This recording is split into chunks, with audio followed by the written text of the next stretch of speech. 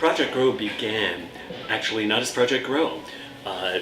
Through a partnership with Primetime, Palm Beach County, the center embarked on writing a grant to Blue Cross Blue Shield and the Quantum Foundation to address childhood obesity. And we luckily received the grants, but what we found out was that the kids had a lot more to tell us than what we had written in the grants. So rather than just looking at childhood obesity, we started looking at the reasons for it. We started looking at how people can deal with kids and actually deal with themselves. So as we were dealing with kids, we started also looking at adults. But the Center for Creative Education always approaches all things with using the arts. And we use the arts to get kids to learn different ways, to understand themselves better, as well as learning the art. So our challenge was how to make this experience that the kids are going to have with learning about themselves, nutrition, handling their bodies better, all that kind of stuff. How do we make it creative? How do we make it non-threatening?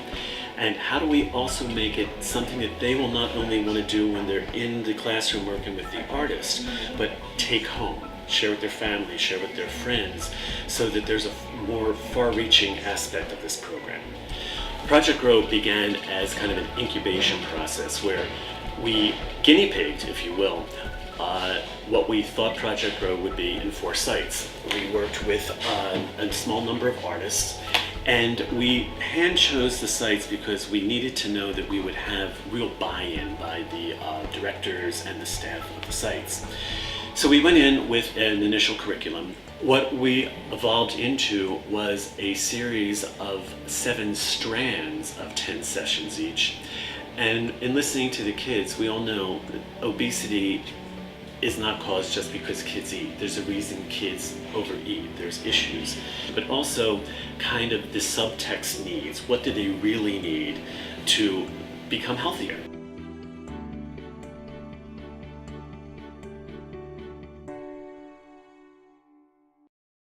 We added a whole thing called Me and My Body so they could understand all of their systems and how nutrition actually really does affect it.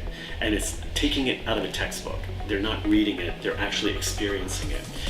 We are so lucky at the center. We have 65 artists who are trained to work with kids.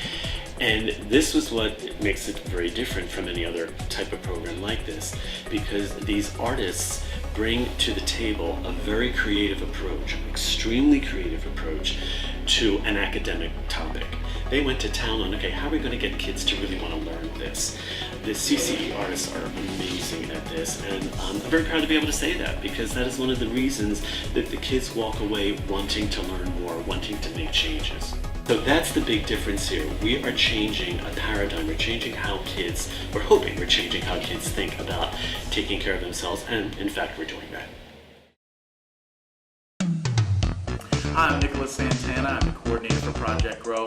Let's see what we've done at some of our sites and updates.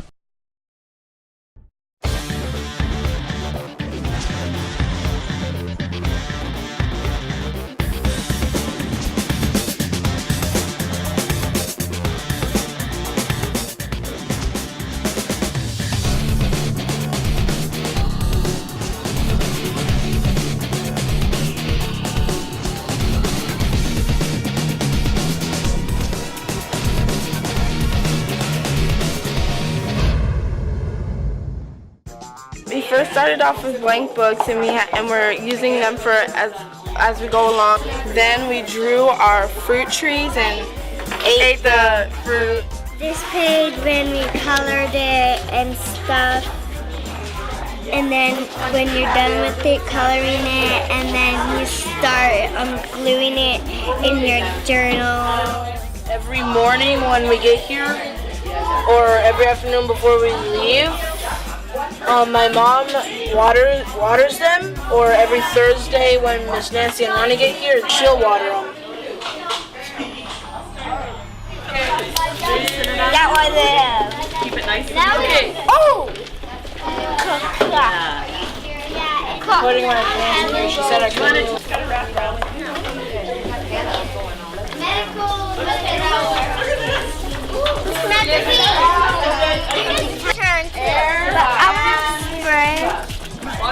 They don't need it.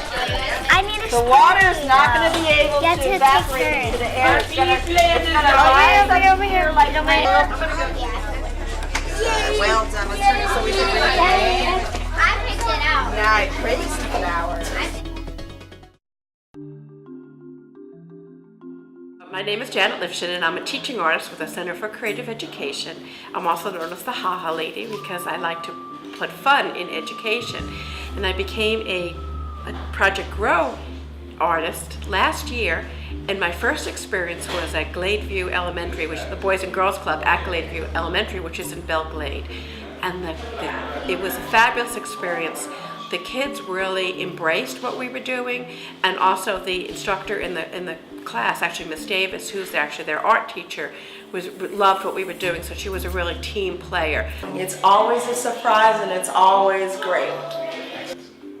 We had a great success with these kids because the first day that we went in, it was kind of a little disjointed. They were excited, they were running around and used to their own routine, but after, I'd say 2 or 3 sessions, they really got hooked on mostly the arts projects and the dance and movement. They started creating with their hands and learning about the skeletal system by making a skeleton puppet. And we had some great experiences this year working with the Boys and Girls Club in Riviera Beach. I co-partnered with Janet, the Ha-Ha Lady, and we did some great stuff with the kids. We had a girls group, and we did some great full body portraits. What it did was it made the girls aware of their body, their minds, their actions. We learned about color and scale, but we did a silhouette where they would strike a pose, and that would be who they are at this moment in history. And we did an outline of them, and then they were able to paint it in. And this kind of thing they could hold on forever, this kind of artwork, and always look back and remember who they were at this time, and document their history at this age, which was fantastic. I team taught with Lourdes Pollock, who is a nutritionist and meditation artist. She did a lot of movement exercises with the kids as well. She talked about the immune system, and she talks about visualizing for optimum health. You know, imagining the germs in your body being defeated by your thoughts and using your mind over matter for healing. Now, so that is one of those moments as a teaching artist that stay with you forever, that you really made a difference in somebody's life, and that you get to see it, because a lot of times we teach and we go on to the next place. So that has been a wonderful experience, and to know that they're eating differently. And I personally have changed my whole way of eating. And one of the things we did out there too was we grew sprouts. It's something I used to do years ago, and so I started doing that again. I would be amazed. In 5 minutes, every girl was just laying out there restful and thinking about these wonderful affirmations that would give them pride. And it's so important to grow up with Project Grow, because it's a full body experience, like the full body portraits. It's the mind, the body, the heart, what we eat, what we put in, what we grow from the ground. It was just a wonderful thing. It was fun for everyone. We had a good time. We really bonded. The kids were with us the whole way, and it was, I believe, a really successful collaboration.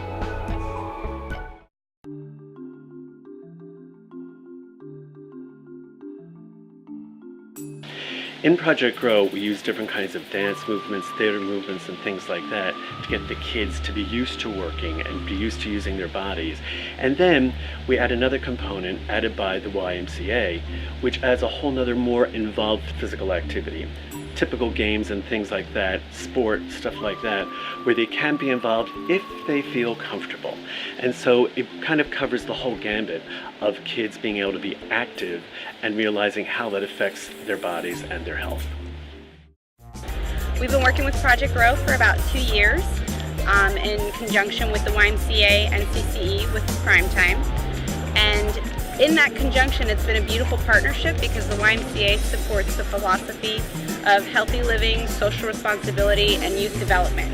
which is exactly what Project Grow implements.